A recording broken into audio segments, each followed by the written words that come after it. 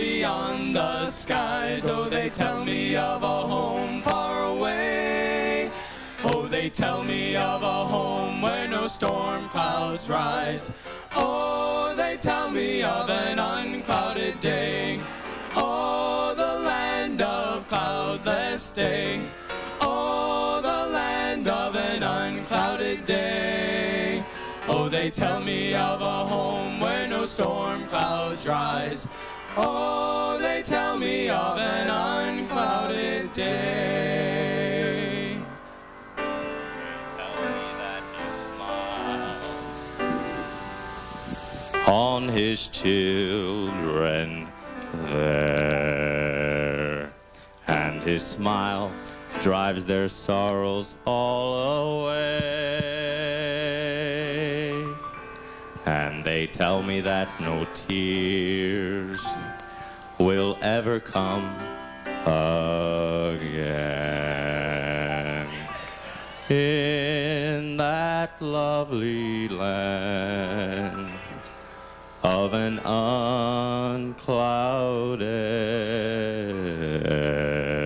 unclouded day. Oh, the land of cloudless day. Oh, the land of an unclouded day. Oh, they tell me of a home where no storm clouds rise. Oh, they tell me of an unclouded day. Oh, the land of cloudless day. Oh, the land of an unclouded day. Oh, they tell me of a home where no storm clouds rise. Oh, they tell me of an unclouded day.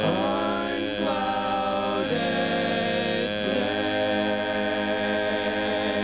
day.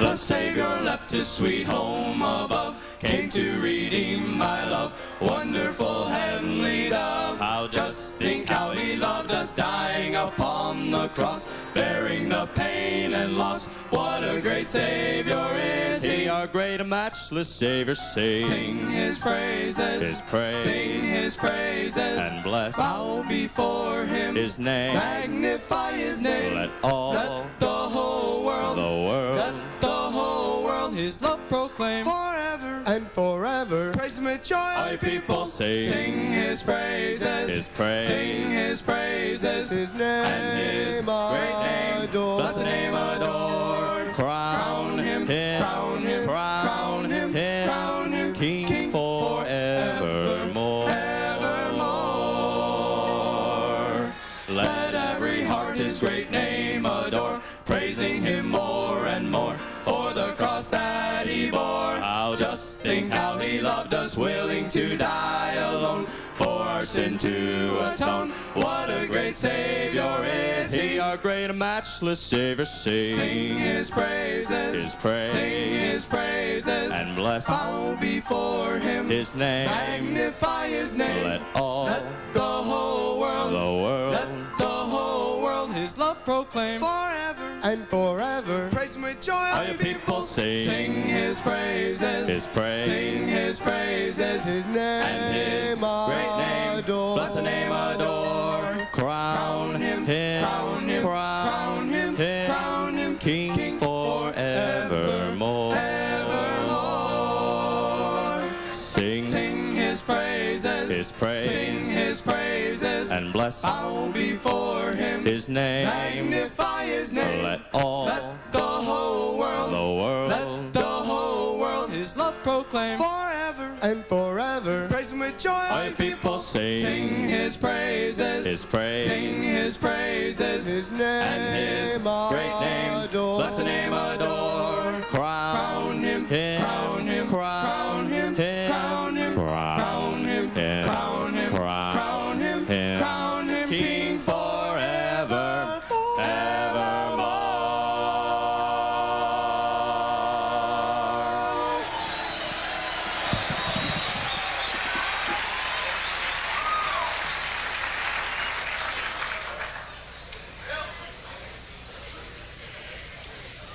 Actually, he was just moving his lips. I was singing in the background. And all right, we have to me what I think is one of the most amazing gifts. It's not expensive, but it's something that is startling. So we have a gift for you at this time.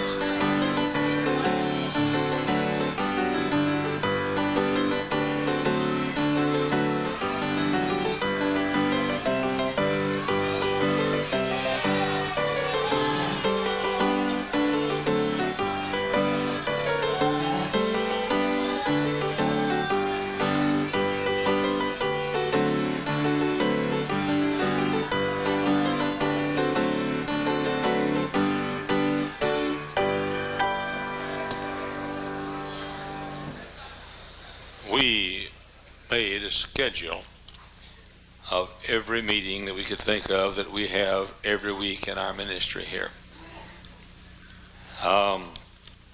We just wrote down, starting with 8 o'clock on Sunday morning. For example, on Sunday alone, trying to think here. On Sunday alone, 109 different meetings are listed. For the entire week, all of our ministries here, we have 437 different meetings. It's took 12 pages. As you can see, the pages are rather lengthy. Now, here's what you're going to do. Some of these things will be ideas for you. You look through this and it'll give you some ideas about some particular kind of meetings that we have. Everything is here from, I see mixed ensemble practice. I see sailor ministry team 1 through 4 meetings. I see First Baptist Church staff prayer time. I see Hyles Anderson College men summer tour group practice. And everything is here. Now I want you to study it. Most of you don't have a college. Many don't have Christian schools even. But it will give you somewhere in here, you're going to find some ideas that'll help you. So, young ladies, if you'll pass them out, please.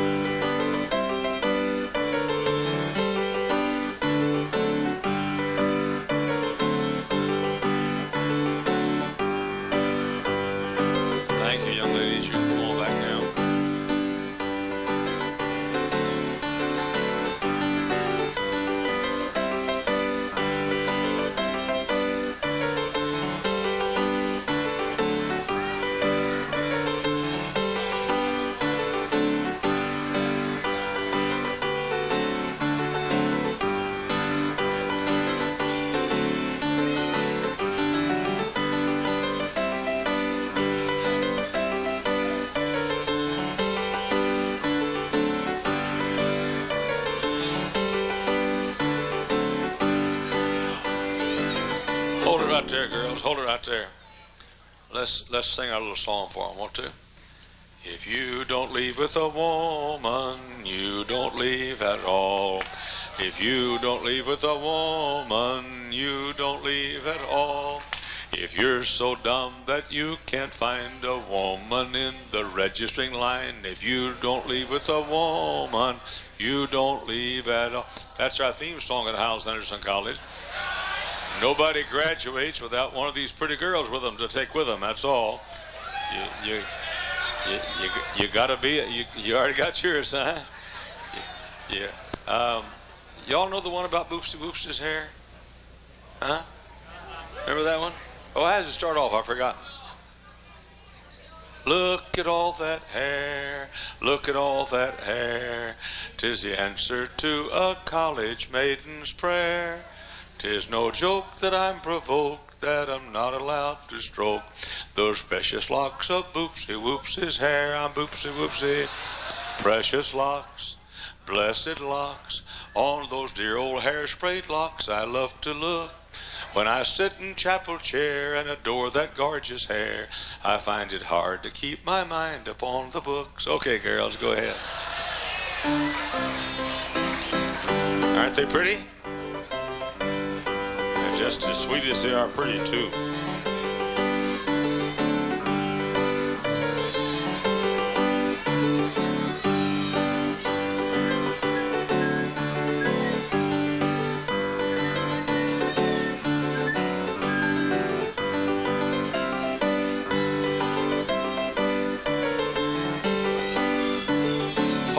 Hold it right there. You want to sing the sevenfold Amen? A threefold Amen? Okay, real loud because most of them are gone. Okay, ready? Okay. Amen. Amen.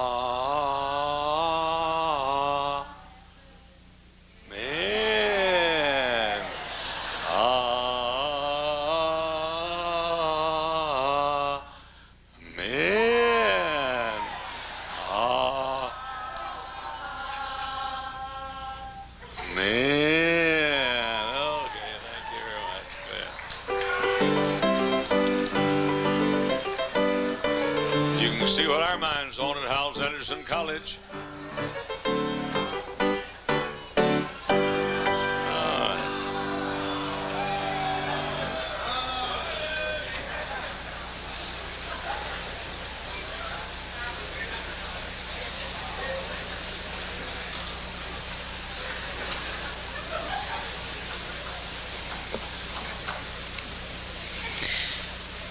Pastor Balthazar Huppmeyer did not start out as a Baptist preacher. Upon his graduation from the University of Freiburg, he was appointed the vice rector of the university, and in 1516 he was called to be the Holy Father of a Catholic parish. But he got his hands on a Bible, and he began to study and read, and he published 18 articles of religion and sent it to the Holy Father of the Roman Catholic Church. In these 18 articles, he defended salvation by faith in the shed blood of Jesus Christ, condemned the beliefs of the Roman Catholic Church, such as purgatory, infant baptism, and the worshiping of images. And under a bit of pressure and duress from the Roman Catholic Church, he was forced to resign that church, and he started another, taking most of his flock with him. He was so unpopular with the Roman Catholics that, in fact, he was imprisoned for a time. His church members helped him escape. They started another church then in Switzerland, only then to be imprisoned by Zwingli, one of the famous reformers. After Huppmeyer had been tortured in many ways, including the rack, he finally gave in to the point of saying that, oh, what was infant baptism anyway? It was just water.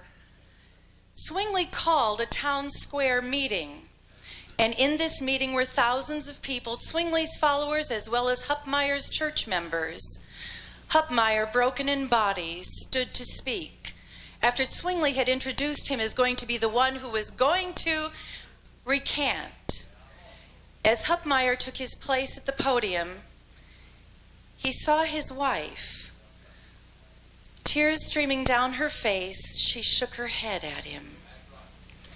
And he pulled himself up and he admitted that he did not recant, but that in fact he held to exactly what the Bible said, for he said, "Truth is immortal. You may be able to burn the truth, but you may be able to burn me, but you cannot burn the truth." The town was thrown into such a state of confusion that all they could do was banish him, whereupon he started another church, and with 1 year, they baptized over 6,000 people. On Easter Sunday, he himself baptized 300 new converts. He started 123 new churches in the territory, much to the dismay of the emperor, because the Pope's coffers were not being filled. This time, he was called to Vienna. And on March 10th, 1528, Hupmeyer and his wife were taken to the public square. He was stripped of his clothing, tied to a stake, had sulfur and gunpowder rubbed into his beard, and offered one last chance to recant. Again, his wife encouraged him not to do so. The fire was ignited, and he burned. 3 days later, they tied a millstone around her neck, threw her from the bridge, and drowned her in the Danube River in front of their children, in front of his church members, who replied, "You might as well drown us too." And Zwingli, as well as others, found out that Hupmeyer's motto indeed was true, that truth, God's word, is immortal.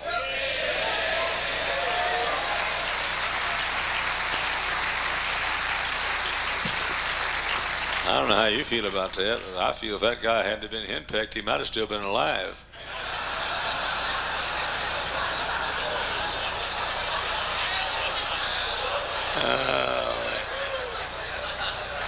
Just wanted to add that little spiritual tidbit to you. We're glad to have my good friend Dr. Wendell Evans come and speak to us this time.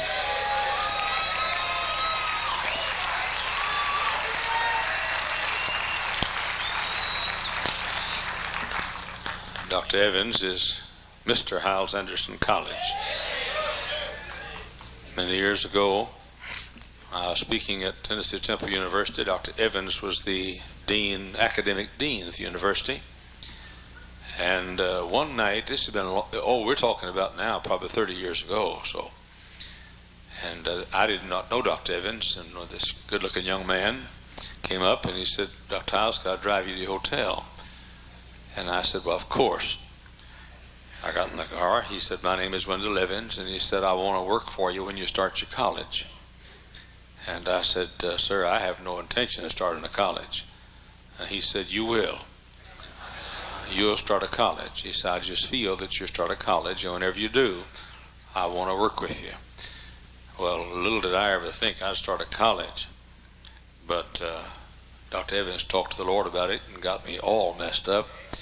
And so Dr. Evans, by the way, this session this afternoon is going to be abbreviated, so you'll have plenty of time to eat and freshen up and get to the meeting tonight. It'll not be an all-afternoon session. We'll end by about 6:45. The service starts at 7 over there. And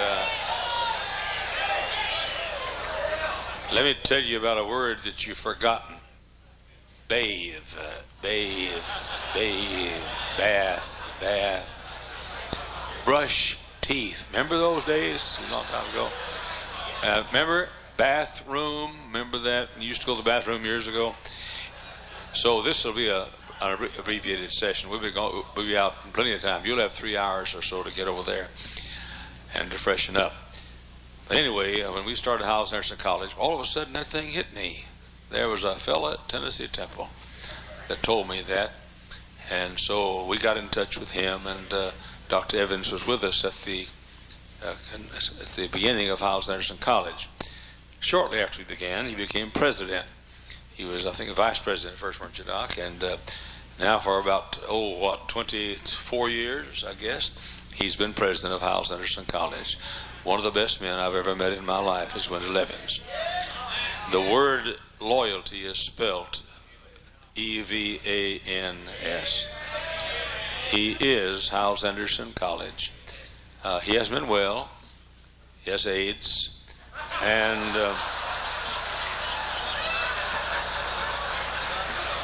He hasn't been well, and he has two diseases, neither of which is curable, neither of which is fatal. But he keeps on going.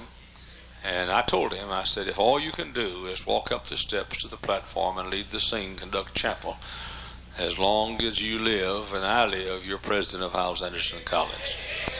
I love him. I thank God for him. What a friend. I wish everybody knew the sweet relationship that we have here on our staff. I wish everybody knew that. What a wonderful man. What a dear friend. And Dr. Evans has worked for, he has been closely associated, and I guess worked for Dr. Bob Jones Sr., Dr. Bob Jones Sr., Dr. Lee Robertson, and then here. Notice how he stepped up. Bob Jones Sr., Lee Robertson. Anyway, Dr. Wendell Evans, my good friend. Dr. Evans? Thank you.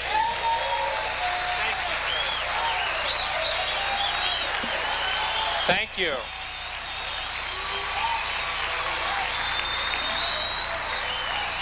Thank you so much.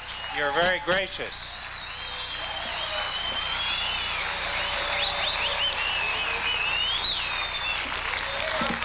Thank you so much. You may be seated. Preacher mentioned about my having AIDS. That's not half the story. I have one in each ear. So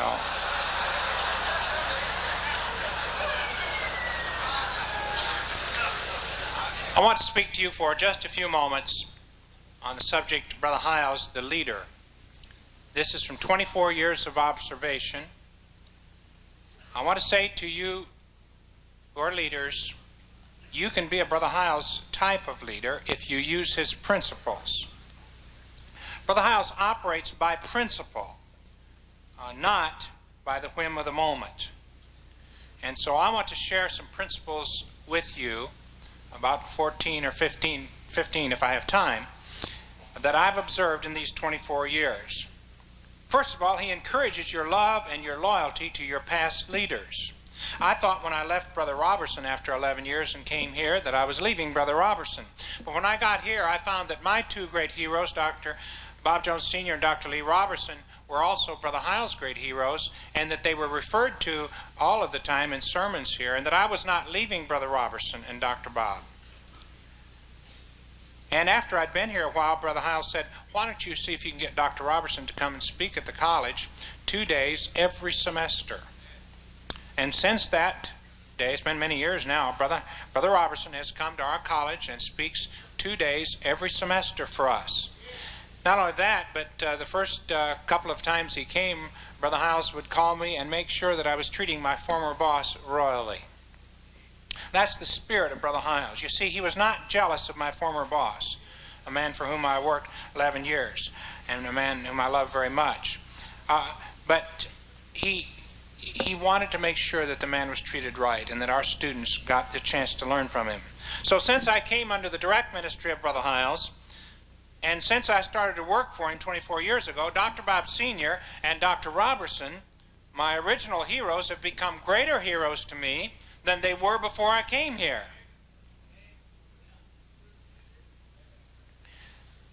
Number two, Brother Hyles sets up a person to have his own sphere of influence, and he helps you achieve that. As soon as I got here, he opened himself up to me and helped me in so many ways to have a larger ministry.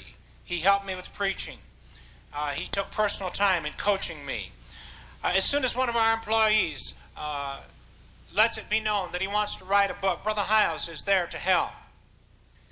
And he helps publicize the book, frequently writes the introduction to the book or a preface to the book, and then allows that employee to sell the book in conferences like this. And this is true with tapes also. Another thing where Brother Hyles helps his people with their sphere of influence is within the church itself, not only around the country, but within the church itself. He has led the long-time inner circle church members who were here long before I came to love me. We have a tremendous longevity here in this church. Just this past Monday night, I was visiting with one of our leading deacons. He's been a member of this church since 1947. Brother Hyles has led the people who have been in this church 35 and 45 years to love me as if I were an old-timer. Because in this church, you're not an old-timer until you've been here about 40 years. I'm just a newcomer. I've only been here 24 years. Recently, a deacon and his wife took Miss Evans and myself to a fine restaurant and treated us so graciously. Matter of fact, they've done that a couple of times. Now, why are these long-time church members, a couple in their 80s, why are they so gracious to folks such as ourselves? Because Brother Hyles has taught them that way. He's led them that way. Brother Hyles has taught the people of this church to have a 1 Corinthians 13 attitude toward one another. And it's catching. He loves the people love him back, and then he teaches the people to love each other. And they do. You might think because this is such a huge church that you wouldn't feel close to anybody. But the opposite is true. You feel close to more people than you do in a small church. My wife's in a WMS circle. Some of the ladies in that WMS circle have actually been in that same circle, a couple of them, for more than 50 years. And yet they are just thrilled to death when younger women join the circle. Young whippersnappers like my wife, for example, join the circle. In so many churches, older members would be thinking about all that they've lost, especially in a growing church, because of the floods of new people that have come in. And they would be resenting the new people. But our people aren't that way. Why? Because of our leader. He set the example. Our leader has the Spirit of Christ, so many of the followers have the Spirit of Christ. Now, all of this has set up Mrs. Evans and me to have our own sphere of influence in this church. These people who've been in this church for, say, from 10 to 25 years longer than we have, act like it's a great honor when we're nice to them. And they are the very people who made my job possible at Hyles Anderson College. Number 3, he is loyal to his follower when his follower goofs up. He is loyal to his follower when the follower has failed. Of course, I wouldn't know anything about that in 24 years, but just a few hundred times, that's all. If you're in trouble, you have a friend in Brother Hyles. Number 4, he asks for and often acts upon the input of his followers. Somebody expressed an opinion one time, somebody not knowledgeable, that maybe my ideas, somebody from the outside, that my ideas weren't being used enough. I said, no, you're wrong. I wrote him a letter back. I said, about the only thing Brother Hyles gets after me about is that I don't give him more ideas. He asks for and often acts upon the input of his followers. Number 5, he holds himself to the same rules as his followers. In the middle of my billfold, there's a little ID for Hyles Anderson College. Brother Hyles never walks in the door of Hyles Anderson College without showing his ID.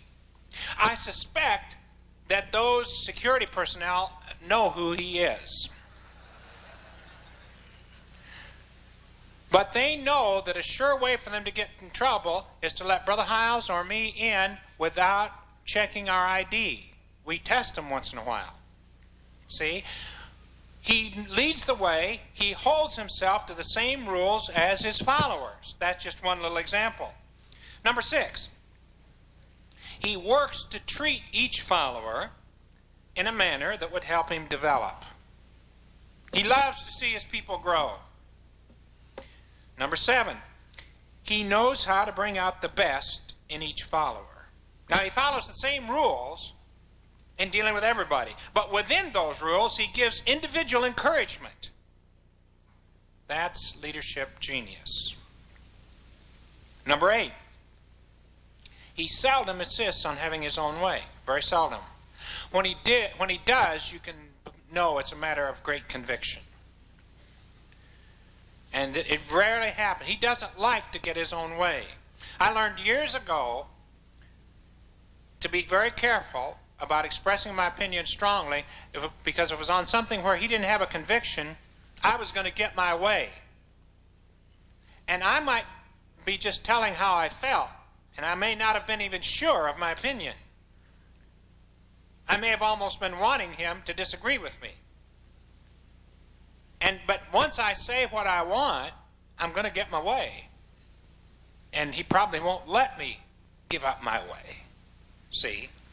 So I learned to wait and try to get his opinion first, because he very seldom, he does not want to have his own way. Again, Brother Hyles followers have ample opportunity for expressing their own ideas. Number 9, as a leader, he works to build his people. He does not use his people to build his work. He uses his work to build his people. Out of all the fabulous things I've learned from Brother Hyles in the last 24, by the way, I heard Brother Hyles for the first time when I was 21 and he was 29. I was a senior in college. Bob Billings and I were seniors in college, and heard him speak back about 1956, I guess. Well, yes, 1956. But, and of course, heard him speak many times through the years.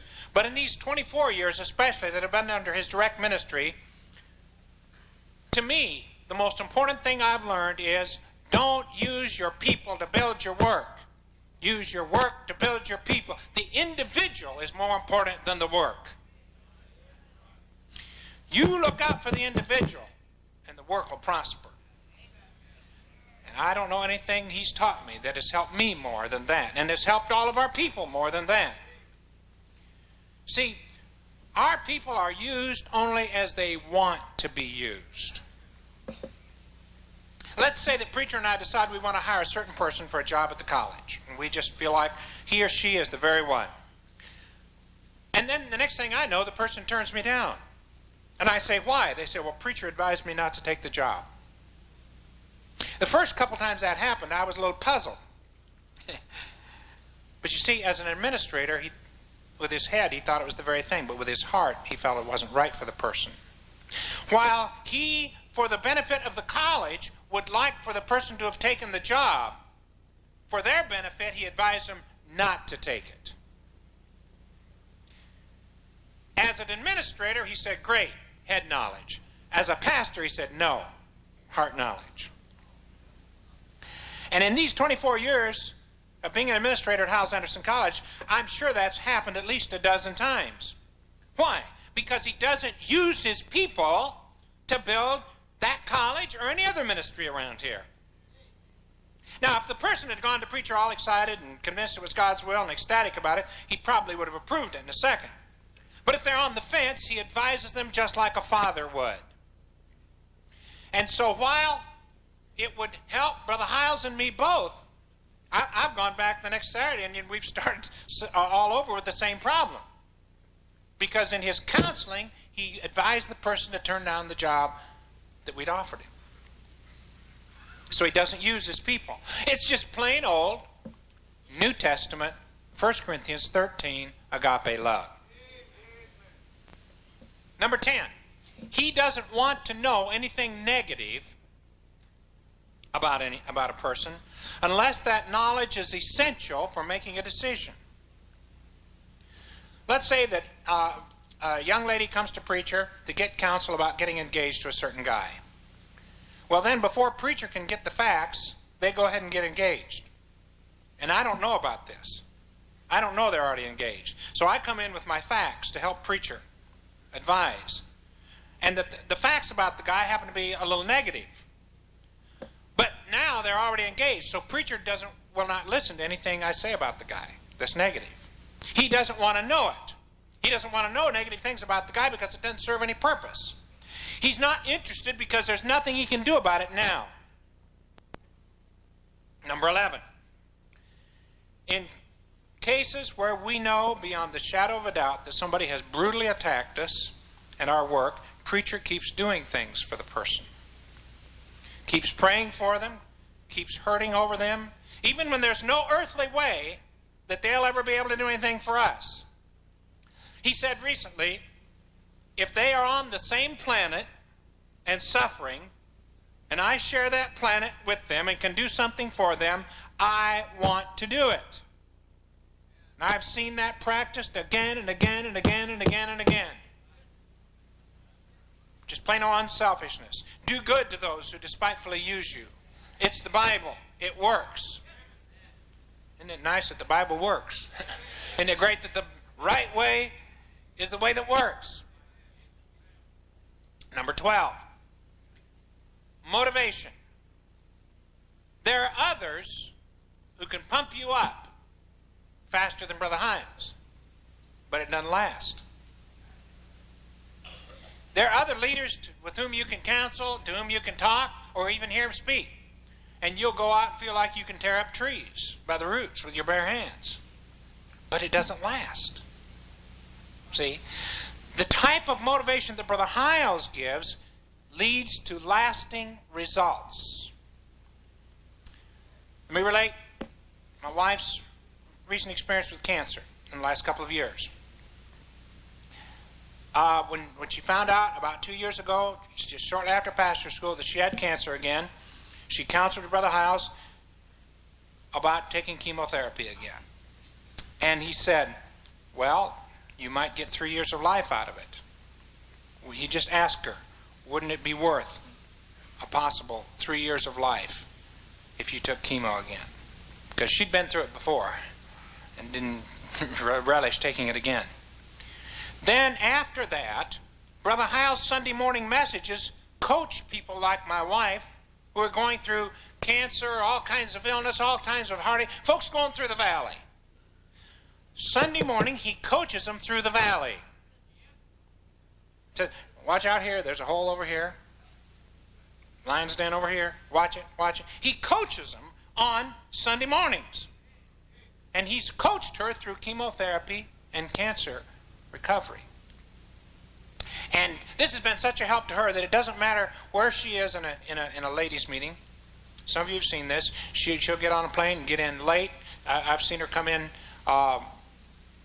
get into O'Hare 11 o'clock Saturday night, get home after midnight. Why? So she can hear Brother Hyles Sunday morning. Because she's ready for the next coaching session. Now see, folks, that's not pump me up inspiration. That's not secular motivation. That's not pull yourself up by your bootstraps. It's from the Bible, step by step, counseling from the pulpit that corrects and motivates in a scriptural way. And what a blessing it is. Now, the beautiful thing about this is that hundreds of others are getting that same coaching while she's getting it, and even thousands. But I'm thinking of hundreds who are going through the valley. In a church this size, you always have a couple dozen folks at least suffering from cancer and MS and other terrible diseases and heart failures and heart attacks and so forth. When she made it through her first year, her goal at first was to get through the school year, get through the first year after the reoccurrence of cancer. After that, she went up after faculty meeting and said, Brother Hyles, I made it through the year. He said, give me another year. Give me another year. He constantly leads his people forward. He can help you reach beyond yourself if you let him. Even though he operates from principle, he customizes his leadership to the individual. And this is what helped my wife so much. Number 13. Brother Hyles receives tremendous fulfillment from seeing his followers reach their top potential. He'd rather you'd be happy than be happy himself. But if you're happy, he gets happy. When he sees his follower feeling fulfilled, then he feels fulfilled. Dr. Bob Billings, my good friend, who was the first president of Hyles Anderson College when I was executive vice president, and humanly speaking, had a real part in my coming here. We graduated from college together. I hadn't been here very long. And Dr. Billings said, Wendell, he said, this is a place where you can reach your top potential. Brother Hyles' ministry will bring out the best in you.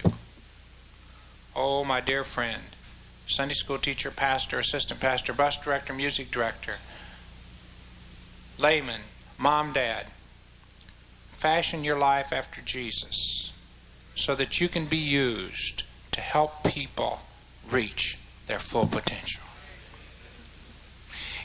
If a staff member, let's call him Mr. X, does not feel fulfilled in his job, he's having problems. He and his job just don't fit each other. Brother Hyles will work with the fellow and with his superiors until a niche is found where he can operate with fulfillment. I can remember at least 2 or 3 times when I have begged him to let me fire somebody.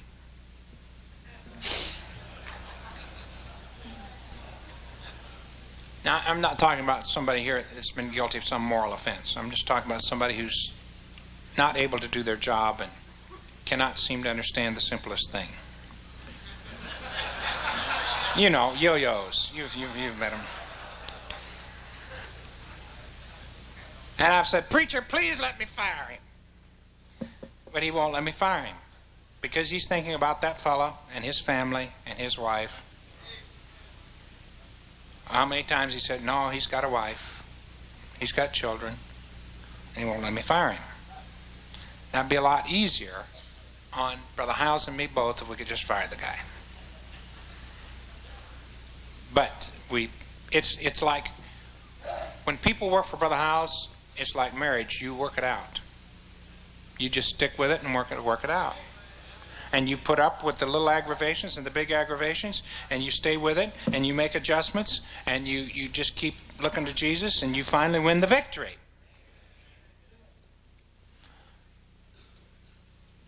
Number 14. Brother Hyles is willing to change things if he's made a mistake. We opened our doors, well, August will be 24 years ago since we opened the college out on the Cherville campus. 301 students. The next semester we had 366. The next fall we had about 501. The next year 700. The next year 800 or 900, and it went fast. But we'd done a lot of advertising in the Sword of the Lord and other places, but mostly in the Sword in those days, and told what kind of college it was going to be in some detail, and told how and why it was going to be different from other colleges. Well, 2 or 3 things that were in those ads turned out not to be workable. And I can remember another administrator saying, before a whole group of, I think it was the whole grade school, junior high school, college faculty, staff, and administrators. He said, "Brother Hyles, you advertised that, and you promised that." He said, "Doesn't matter, it's not going to work. We can't do it." You see, he ditched his own idea. He's a big enough man and secure enough leader not to be afraid to abandon a method or an idea if it's not practical.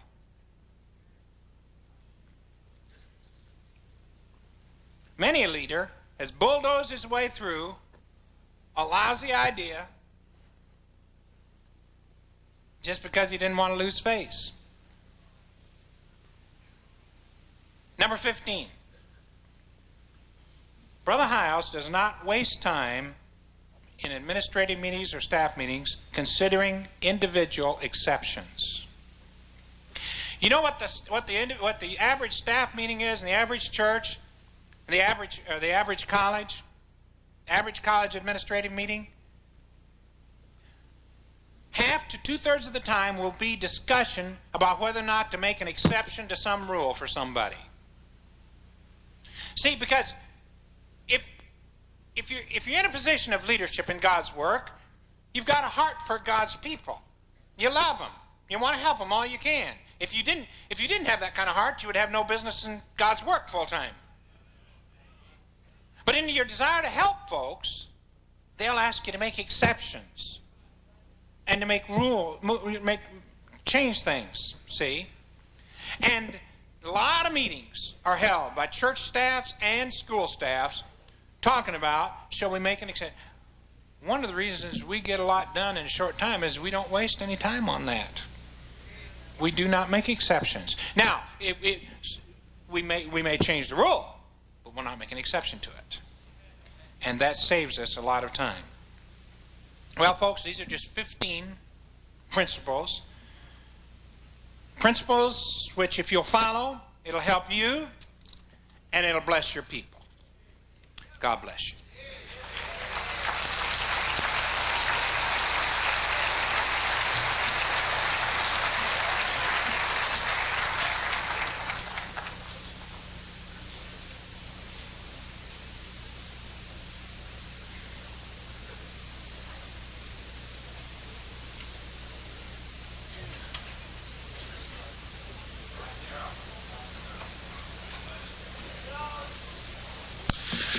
Hey, I'd like to talk to you again about another great American. We'll tell you who he is in just a few minutes, but I want to give you an idea of some of the things that he had said before himself. He was one of those who consistently read the Bible every day. He went to the same church that George Washington went to, sat on the same pew that George Washington had, and on certain occasions he would read from the same Bible that was George Washington's Bible. When he was a young man, he had learned and developed the practice of reading his Bible every day. But he didn't just care about his own family reading the Bible.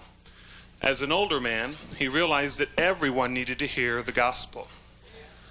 So as a great general later on, he would have chaplains come around and speak to his army. In a two-year period, 15,000 soldiers accepted Christ as their personal Savior. There was a Baptist preacher who was a chaplain also at the same time, named William Jones. And this is what he had to say about this great general. If I have ever come in contact with a sincere, devout Christian, one who, seeing himself to be a sinner, trusted alone in the merits of Christ, and who humbly tried to walk the path of duty, looking unto Jesus, the author and finisher of our faith, and whose piety was constantly exemplified in his daily life, that man was the world's greatest soldier, the model man, Robert E. Lee. He said this concerning the Bible: "There are things in the old book which I may not be able to explain, but I fully accept it as the infallible Word of God, and receive its teachings as inspired by the Holy Spirit." Later on, he would become the president of Washington, and then it would be later named Lee College. He told this same Baptist preacher that my goal is that every young man who walks through that college door will become a good Christian, will accept the gospel, and will be saved.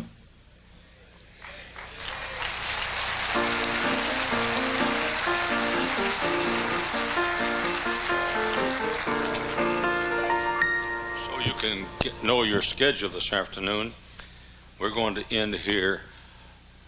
All right, we'll go ahead and we are going to end sometime this afternoon. We're going to end about 3:45, something like that, before 4 o'clock, and that'll give you a chance to get ready. And I've been looking at some of you ladies. You've got to do something with your hair before tonight. I know I've got to go do something with mine before tonight, I'll tell you for sure. So this will be an abbreviated session, and so it'll give you a chance to get over to the Genesis Center tonight.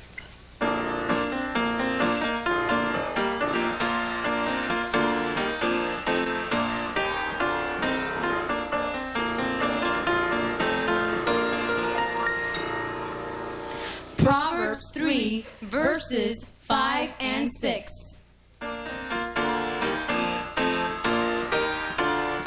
Trust in the Lord with all thine heart, and lean not unto thine own understanding. In all thy ways acknowledge him, and he shall direct thy paths. Trust in the Lord with all thine heart, and lean not unto thine own understanding. In all thy ways acknowledge him, and he shall direct thy paths. In all thy ways acknowledge him, and he shall direct thy paths. In all thy ways acknowledge him, and he shall direct thy paths. In all thy ways acknowledge him, in all thy ways acknowledge him, in all thy ways acknowledge him, and he shall direct thy paths. Trust in the Lord with all thine heart, and lean not unto thine own understanding. In all thy ways acknowledge him, and he shall direct thy paths.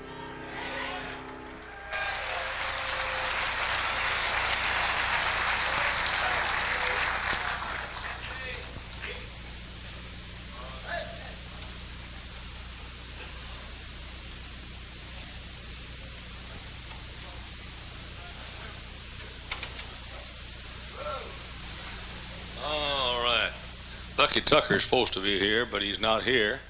But this'll do. It's not the fault of anybody. It's the first time we've had a slip-up all week, but it's my fault because I have rearranged the schedule this afternoon so you could get looking better. And God knows you need it. But anyway, I rearranged the schedule a bit, and folks are supposed to come out at a certain time are coming out at a different time. And so Brother Tom Vogel is going to speak for us in a moment. Brother Tom Vogel is the man that Dr. Wendell Evans says is America's outstanding Christian educator. When he says that, it bothers me a bit. I'm in the education business too, you know. And but he may be right. Dr. Vogel just may be. He's the principal of Hammond Baptist Junior High School and one of the finest men I know. I'm not an educator, but these educators let me lead them, and I'm a what should I say? Maybe if there's a Bible word for me, maybe I'm a sort of a seer. Is that good? That may be sort of what I am around here. I'm the mean old guy at the top, always showing a fit. That's what I am. And but Dr. Vogel is a tremendous man. He's a godly, loyal, sincere, faithful man, and a genius. A scientist, teaches science at Hyles Anderson College, as well as being principal of our junior high school. He's going to talk today on the old Jack Hyles, the educator. I want to buy this tape for my grandchildren and let them read it and see it, hear it. And Dr. Vogel, you come. God bless you.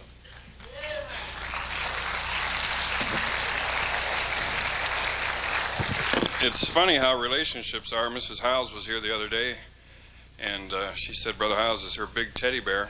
I don't have that kind of relationship with him. But what I would do is liken him to a Big Mac. Now, I want to say just for the record that the cheese is still in the sandwich, and but I believe that the Big Mac has revolutionized America, and it's revolutionized the world. Don't for a second believe that communism caved in just because the Russians wanted freedom. They wanted what America has. And one of the things that America has is Big Macs. Now, it changed not only, I'm real serious about this, it changed America and it changed the world.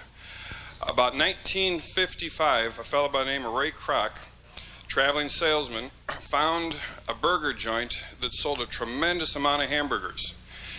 And he went to that burger place, owned by the McDonald brothers, and studied what they did. And he found that they did three things. They sold a tasty hamburger, it was inexpensive, and they served it very quickly. He immediately went out and got a bank loan, bought the hamburger joint.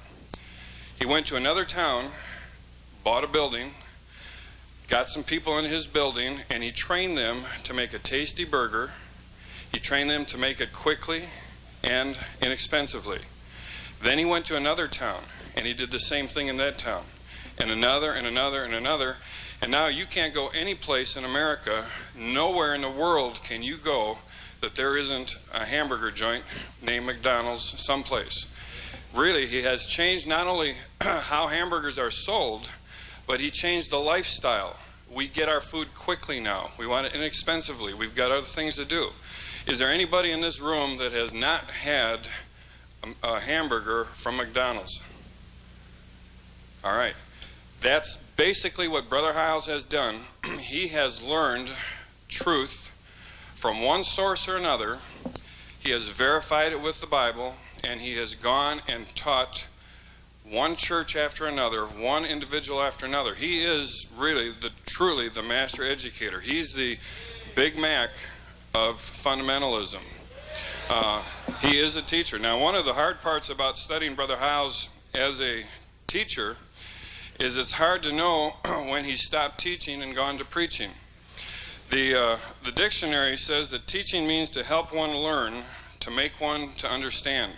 It says preaching is to speak publicly about religion. But we know preaching is more than just speaking publicly. It's inspirational, it's convicting. Preaching is life-changing. Brother Hyles says that the difference between teaching and preaching is the amount of intensity in the preaching. Now, if that's the case, there's really not a whole lot of difference between his preaching and his teaching, because he's intense in everything that he does. He's one of the most intense directional men that I know. His whole life is teaching. Look at pastor school. You're here to learn from Brother Hyles. His whole life, everything he does is teaching. He's written over 50 books. 22 of them are what he calls general education books, just to teach you and me and others what he has learned.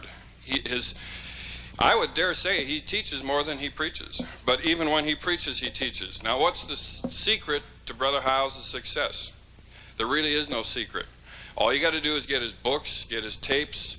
You listen to him, you read, and you will learn the secret of Dr. Jack Hyles, because he doesn't keep any. He gives them out to everybody. If you're not successful, if you're not a successful pastor, if you're not successful in your life, it's not because of Brother Hyles.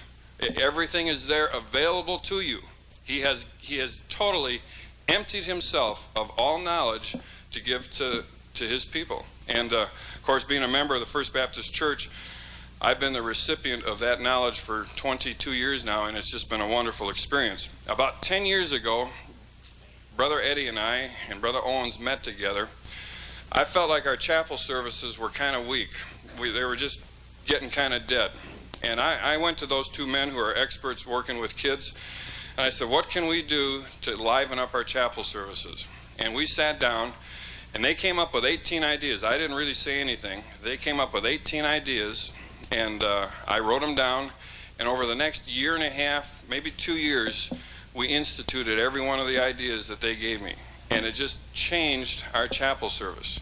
Now, what I'm going to do is give you, I've got about 16, 17 things that I have studied about Brother Hyles and his teaching. And if you'll apply these, I guarantee you it will change your teaching. It changed mine.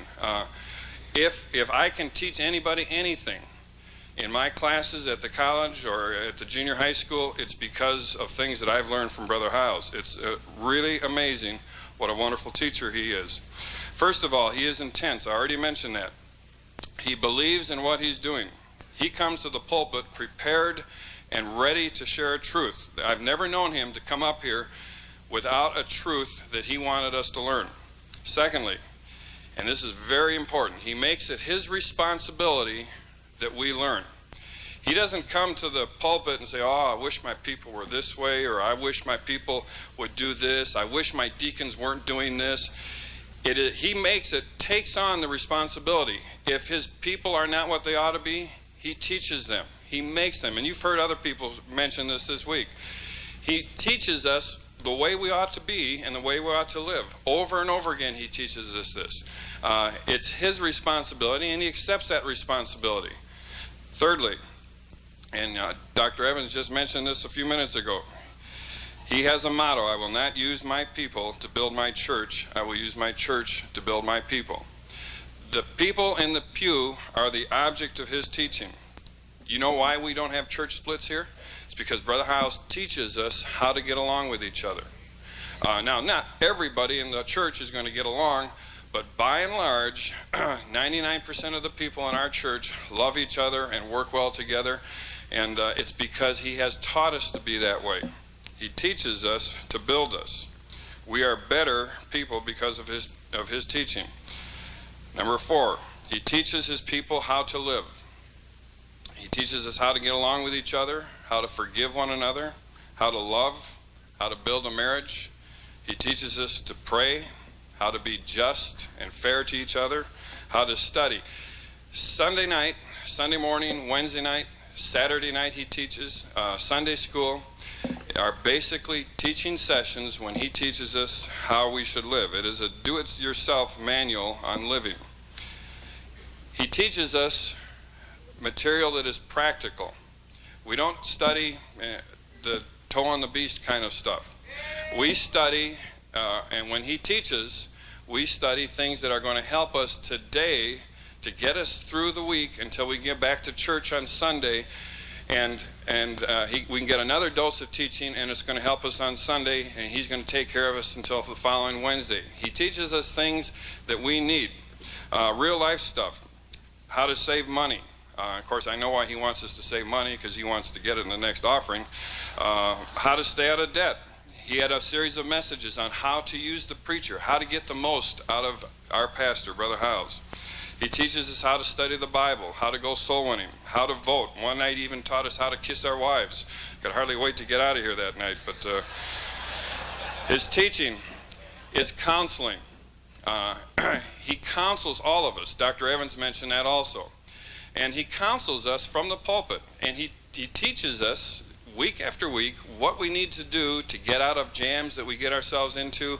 And if things aren't going well at home, he teaches us how to handle it. He can't meet with all of us every Sunday morning, so he uses those Wednesday night Bible studies for counseling. Now this next point is extremely important, and if you don't get anything else, I want you to get this, because this is where the real genius of Brother Hyles comes through in his teaching. He teaches for mastery. Mastery learning is when you know a subject so well that it is always available for immediate recall. Now, mastery learning is when you know a subject so well it is always available for immediate recall. Finish this statement. Jesus loves me, this, you have mastered that. For God so loved the world that he gave his, okay, you have mastered that. Finish this one. If a tree fall toward the south or toward the north, in the place where the tree falleth, okay, there it shall be. Now, you may not have mastered that particular verse. It's a good verse. If you do not master a truth, if it's not available for immediate recall when you need it, for all practical purposes, that truth is of no value to you. And it has been Brother Hyles' goal every time he steps in the pulpit for us to master a truth that will be of value to us. Now, it's still in there. It's much better to put a truth in there that you can't recall, and it's much better to have sat under the preaching, even if you don't remember it, than it is not to have sat under it. But he wants us to master that truth so that we can use it. If we can use it, we can control that truth, and we can improve our lives, and then he has taught us something that is of value to us. Brother Hyles teaches for mastery. 95% of everything you hear, you are going to forget within a 5-day period. 95% of everything. Now, it'll still be back there, but you can't draw it out. You're going to forget it. If you can remember it 5 days from now, there's a good chance, right now just a chance, that you'll be able to recall it later. Who was in church Sunday morning, Sunday night? I need a, okay, right here, sir. What did Brother Hyles preach about Sunday night?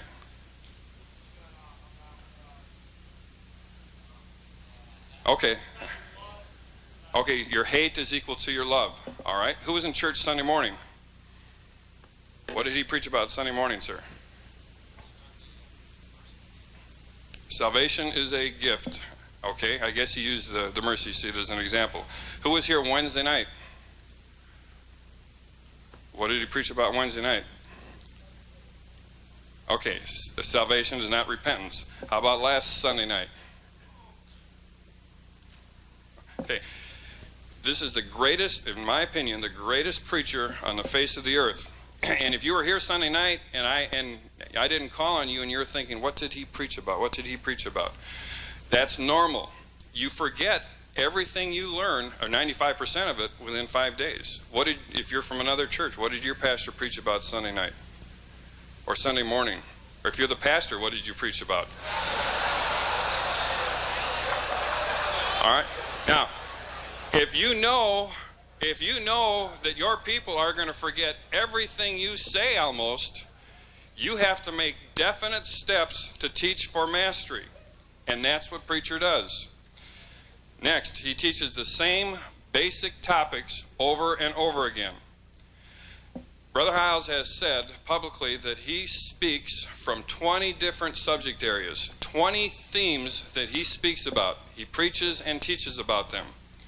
Now, if you made a New Year's resolution this last January, and you kept that resolution all year long, don't you think that at the end of the year you would be a better person for having kept that one resolution?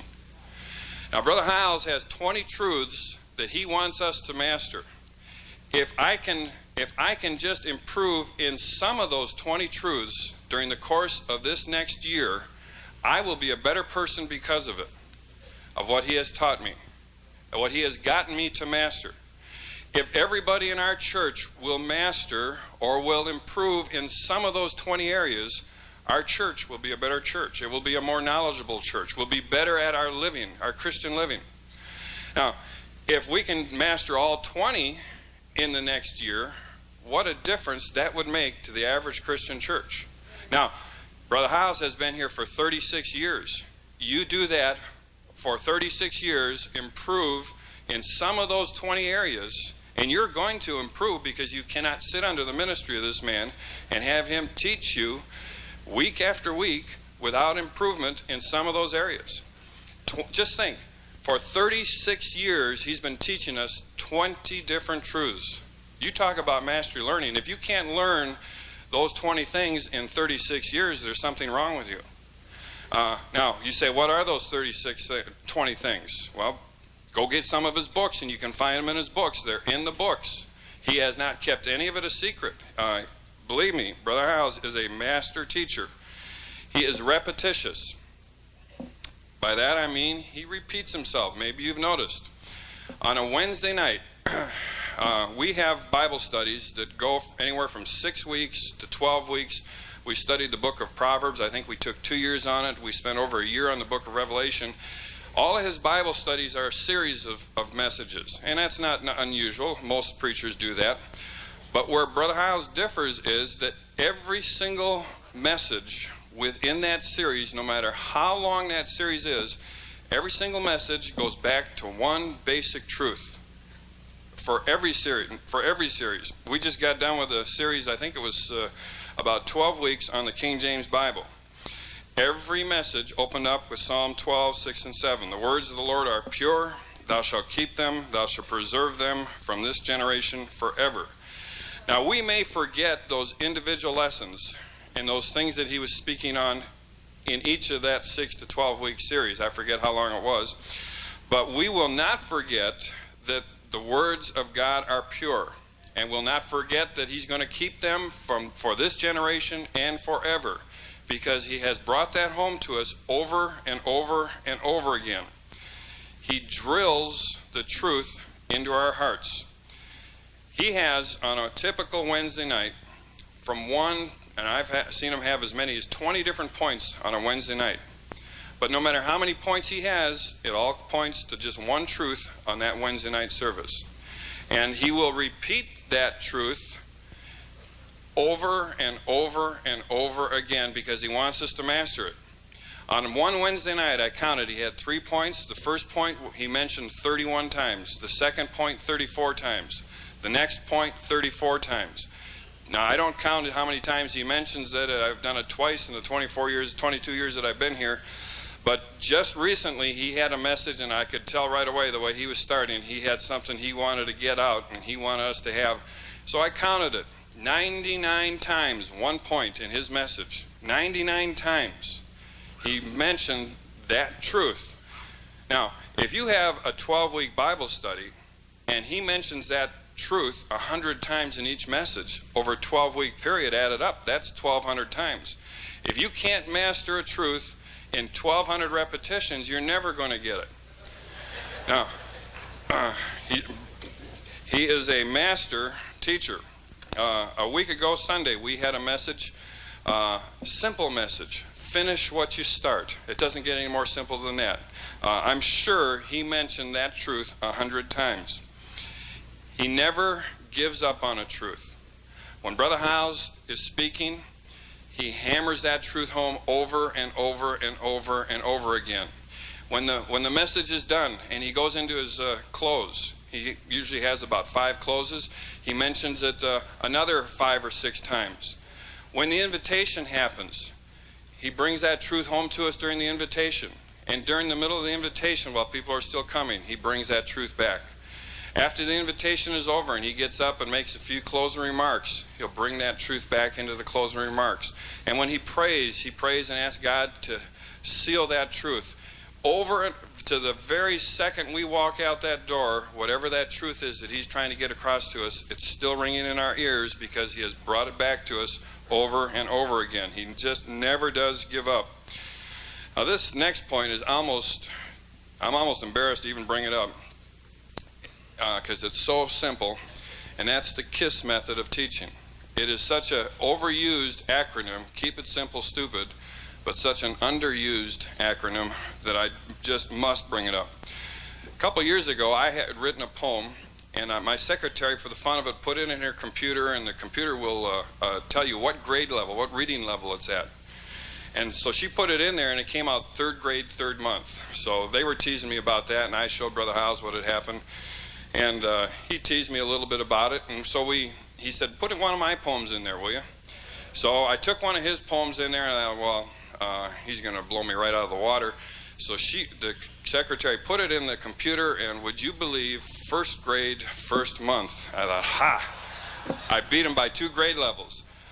But I'll be honest with you, I didn't. When I got that and started looking at that, I realized here was a man who had written a truth from his heart, and a 1st grader, a beginning reader, can read that truth and understand that truth. Simplicity is his name. He has got a sermon he calls the wordless sermon. Watch.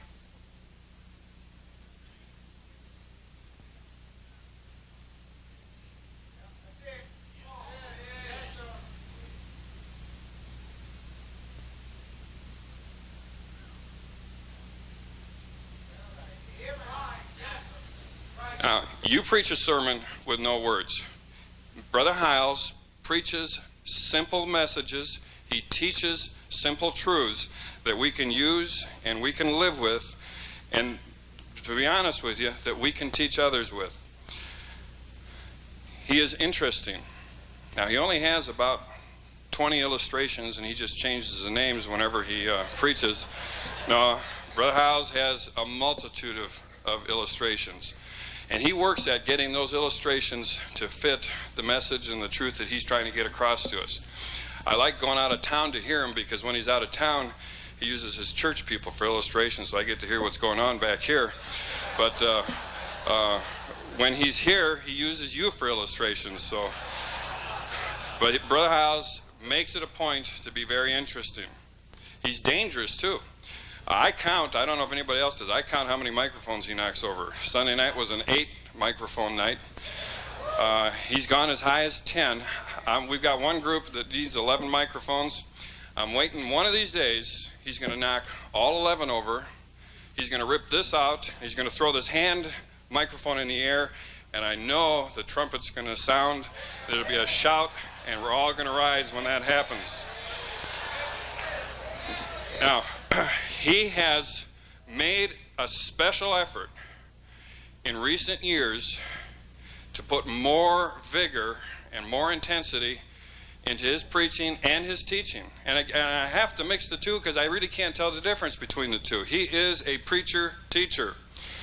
Every message of Brother Hyles has the same elements.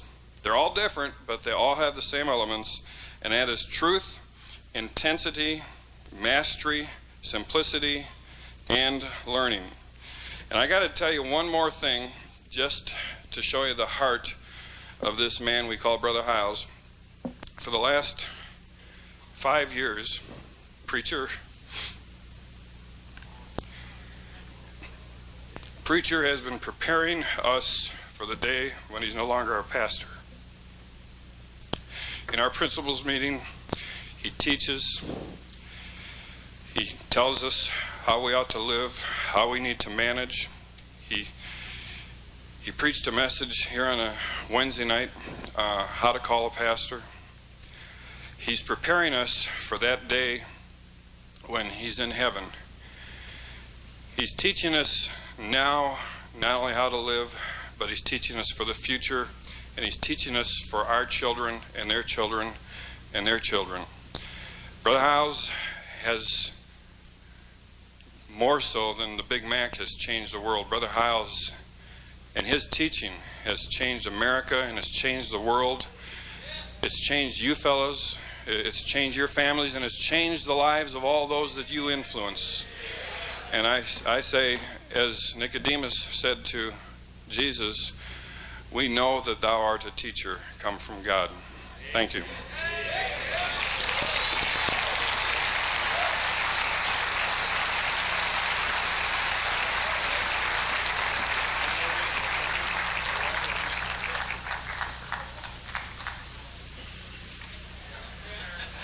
Well, somebody left me a Big Mac here. How nice. Hey, it's a real one, too. The beef is in here, and the beef is right there.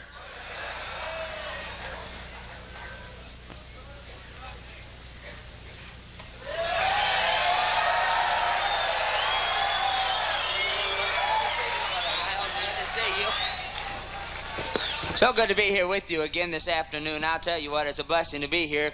Every year I try to give out a few awards for baptism, and I'd like to give out an award today for the church that had the least amount of baptisms last year. We have this knife to give out. We imported it from Poland. Now, last year, the Bucky Baptist Church, of course, we really worked hard for this award, but we didn't get it. We baptized 3 last year. And that's because that's the only amount of people that reach the age of accountability in Kentucky.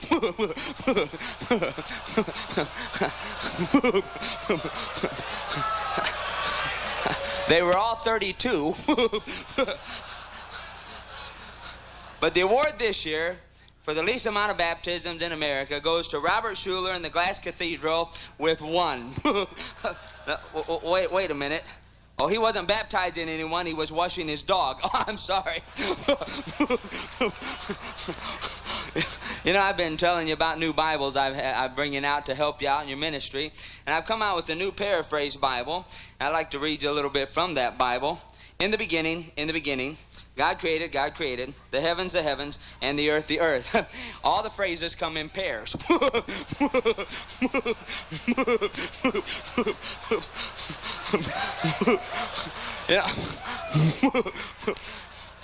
You know, I was thinking the other day, why is it that these ERA women who want to be men never choose to be the strong, silent type?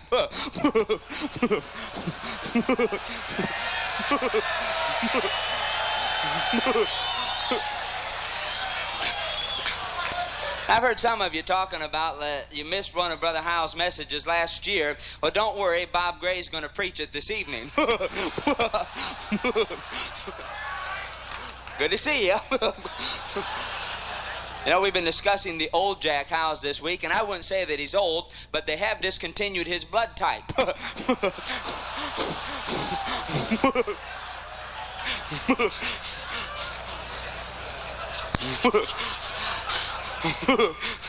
I've written a new book called You Might Be a Liberal If.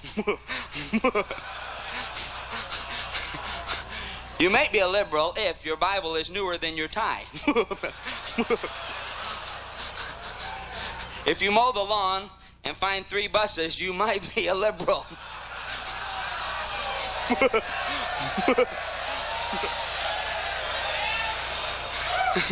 If you go to church picnics to find converts, you might be a liberal. If your hair is longer than your sermons, you might be a liberal.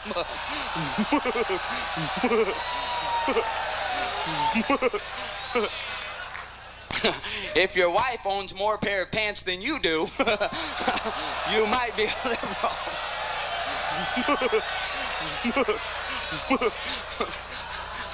And if you preach from behind an overhead projector, you might be a liberal. Or you might be Bob Gray.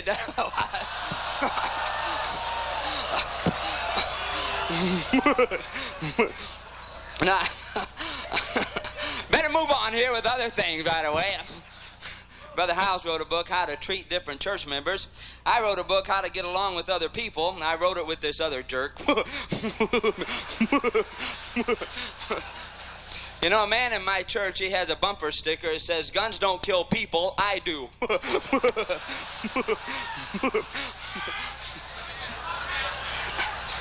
The other day I came home and my wife, she was weeping and crying. I said, "What's the matter, honey?" She said, "I made a cake for you and the dog ate it." I said, "Calm down, I'll buy you another dog."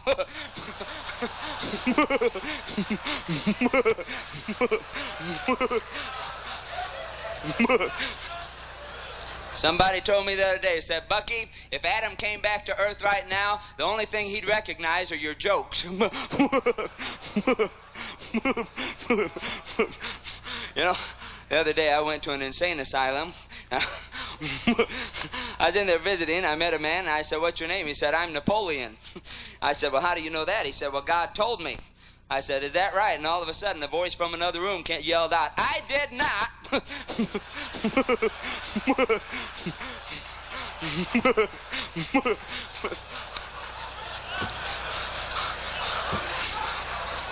An atheist came up to me and said, "You don't really believe all that stuff about Jonah being swallowed by a whale and being in the fish's stomach for 3 days and 3 nights, do you?" I said, "Well, I think so, but I'll ask him when I get to heaven." He said, "What if he's not there?" I said, "Then you ask him."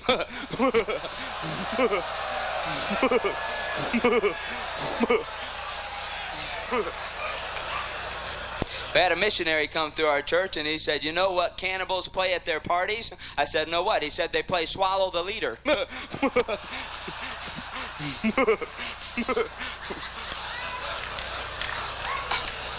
My wife started me on Flintstone vitamins. I don't feel any better, but I can now stop my car with my feet.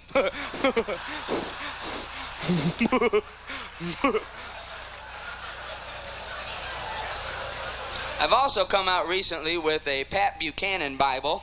All the writing is on the far right of the pages. I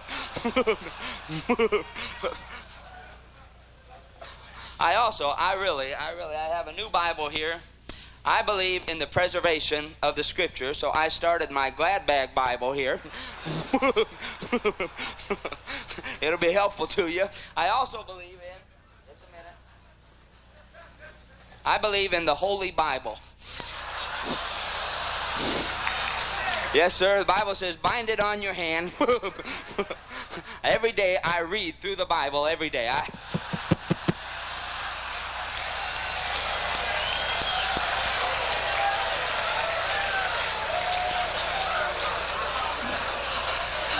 Good to be here with you. God bless you.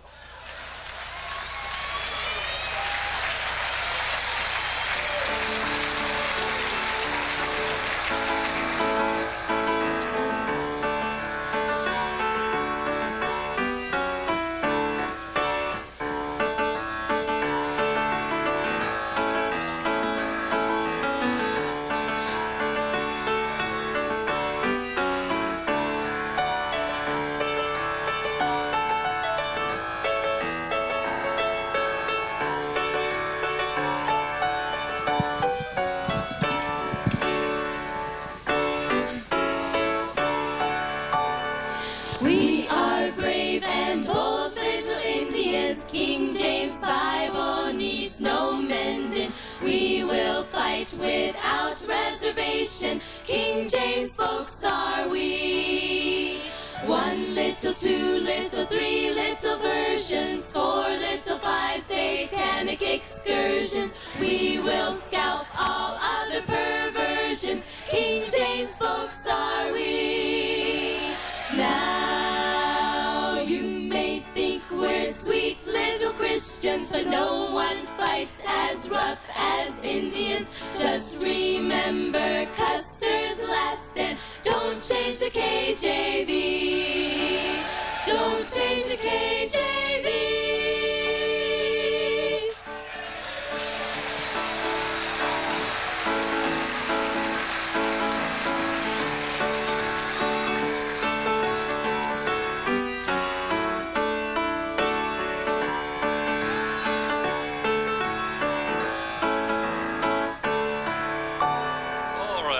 sell some books right now. Ushers, if you'll get to the books right quickly.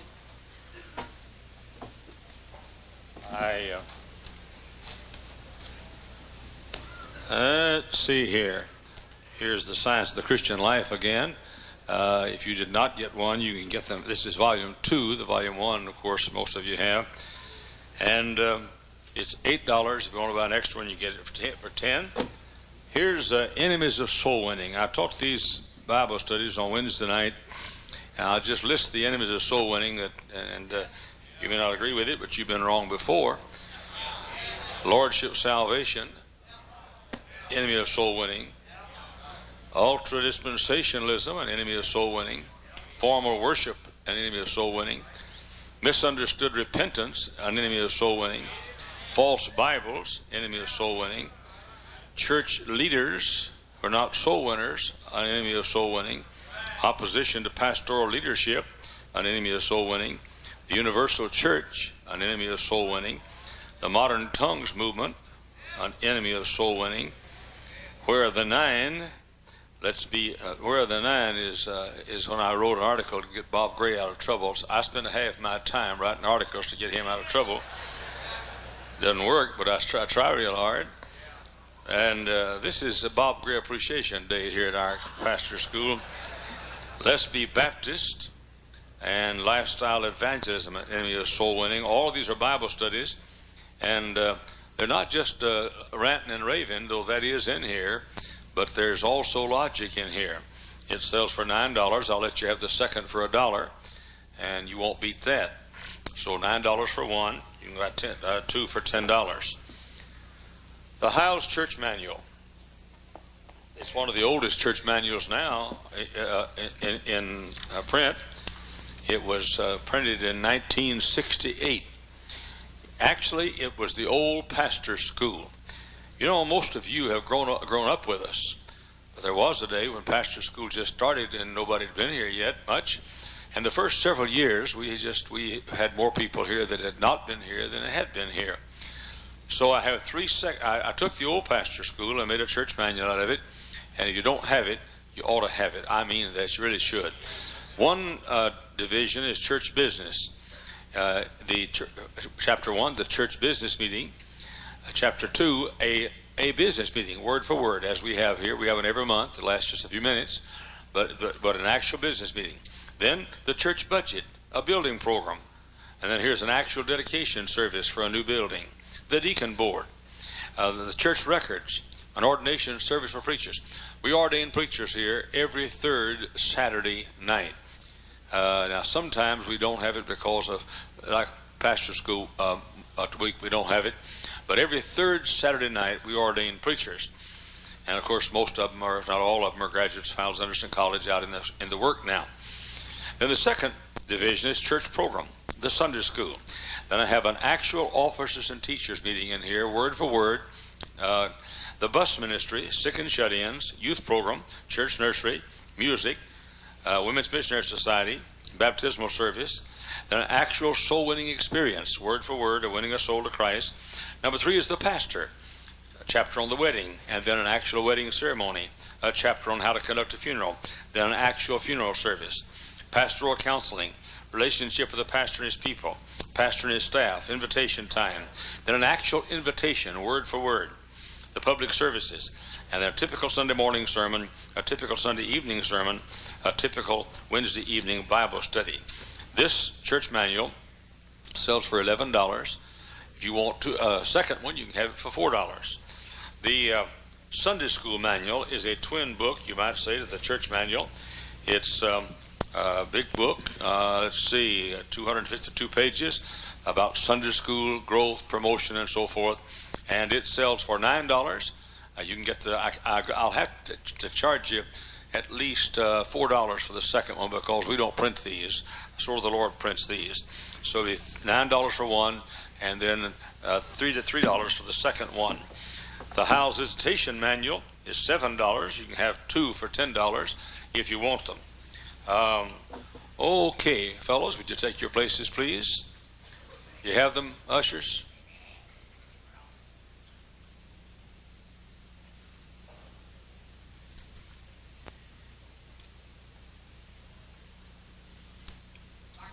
Yes, sir.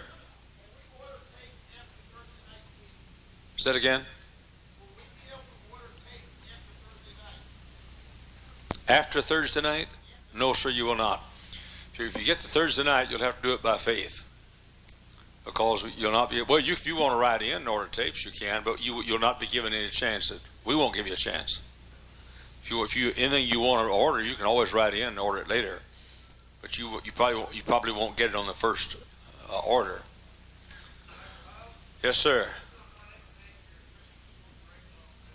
The Christian school curriculum, is Dr. Sisson here? Our principal? He's probably about at the grade school. Okay, don't hold me to this. I'm almost sure that so what we're doing, we're writing our Christian, here it is. We're writing our Christian school curriculum, just staying ahead of our school. In other words, we're writing it for this year now. We probably stay 2 or 3 weeks ahead, and they'll study this week what the writers wrote. We have 5 people full time just writing it. We wrote last year, I think, 3 or 4 of the grades, and this year another 2 or 3. We'll have the Christian school curriculum ready for the grade school only by September 1997. We have it. We have it for most of our school right now. It's amazing. It is the most amazing curriculum you'll ever see in your life. We take such subjects as the presidents of the United States, and all year long, say grade 4, all year long they'll study the presidents of the United States. History class, they'll study the American history when these presidents were presidents. In geography, they'll study the geographical terrain and circumstances wherever these men lived. In math, they build the math around the presidents. The entire year, everything is one subject, and it's revolutionary. The kids love it, and we have not had one complaint from one single parent at all.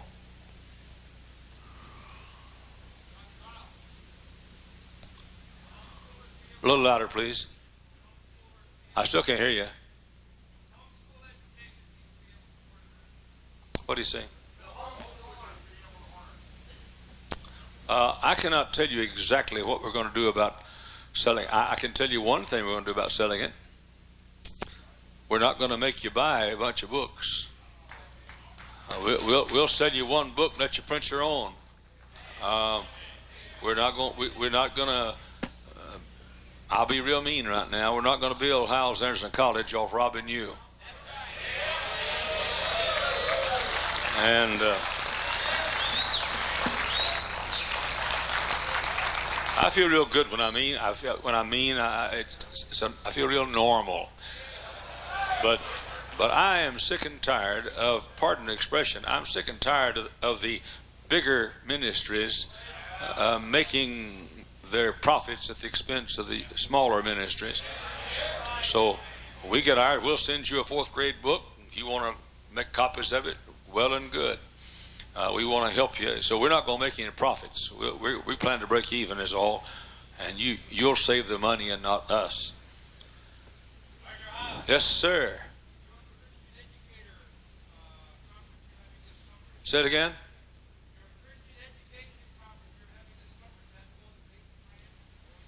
Okay, I heard you say the Christian Educators Conference will have this summer. That's all I heard you say. Oh, no. No, we're just trying to help the Christian educators. About the only place you can go to get any help these days is interdenominational school. And we're not against the interdenominational schools. We're just more for Baptists, that's all. And I just feel like that Baptist schools ought to go to Baptist schools to learn how to operate Baptist schools. And I don't mind the lady next door at our neighbors lived there for 36 and a half years beside us. I'm not mad at her, but I never have kissed her.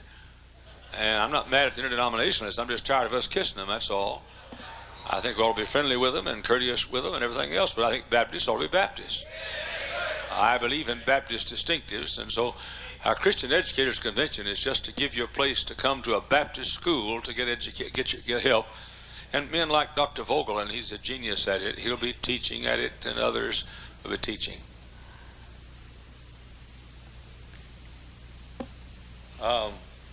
Ask Ed Lapina to come out here a second. Anybody else have a question while we're waiting? Real loud.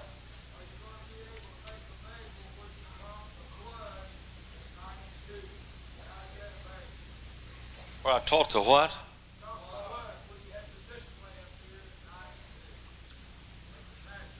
You're talking about the tabernacle furniture? I mentioned that a while ago while you were out, I guess. Are you asking me if I'm going to make available the video of the tabernacle furniture? I can't hear you. I made mention of it just a while ago. Just a while ago. I noticed that I didn't see you, but I heard you snoring. I didn't see you. Yes, that's available. Sometime tomorrow we'll let you know exactly how you can order it again.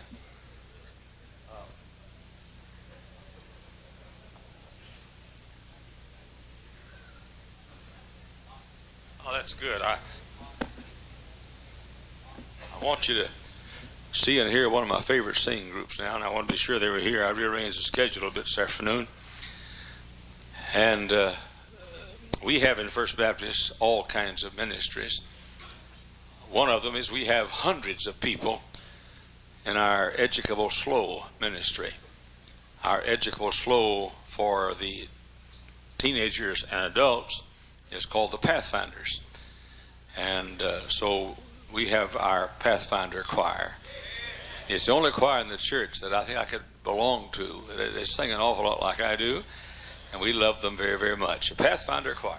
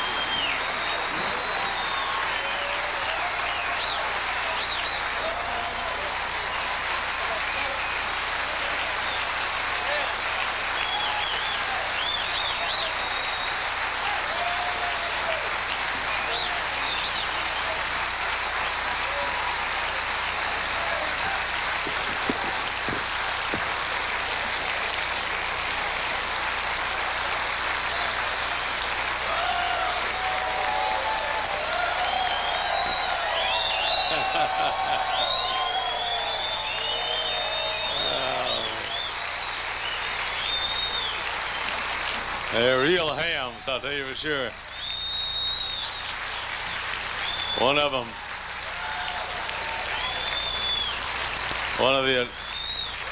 the men came up the other day and wanted to borrow some money from me so he could buy an engagement ring for Dr. Roy Moffat's wife. Don't spread that around the country, please.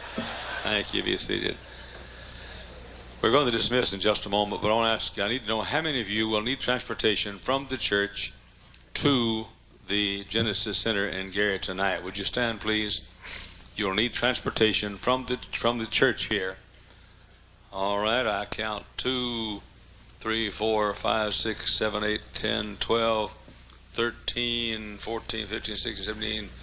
Okay, it looks like a couple of buses. All right, I'll have 2 buses for you folks out in front of the church. I'll have them in front of the office area, the office sign. I'll have them there, and you'll be leaving. Let's say you'll leave about 6 o'clock. I'll have 2 buses out there at 6 o'clock. Now, you have directions, don't you, to get to the... You don't have it?